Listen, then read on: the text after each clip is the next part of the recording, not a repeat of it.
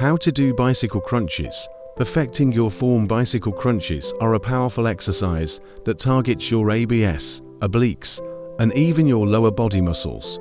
But to get the most out of this workout, you need to perfect your form.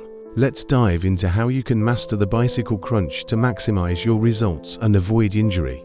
Starting position. Lie flat on your back on a mat with your lower back pressed to the ground. Place your hands lightly behind your head, elbows wide. Lift your knees to a 90-degree angle.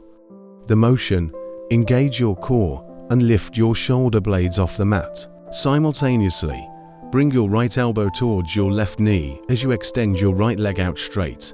Alternate sides in a pedaling motion, bringing your left elbow towards your right knee. Form tips: controlled movement.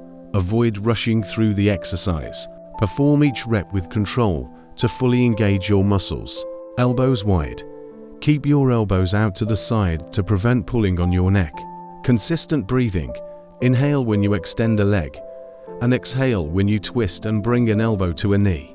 Mind-muscle connection. Focus on your core muscles doing the work, not just moving your elbows and legs. Common mistakes. Neck strain. Don't pull on your neck. Your hands should lightly support your head. Legs to low. Avoid dropping your legs too close to the ground, which can strain your lower back. Fast reps.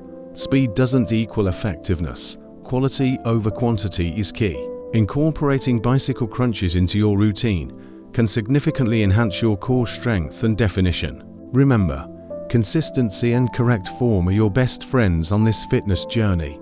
Your support fuels my passion for creating valuable health and fitness content.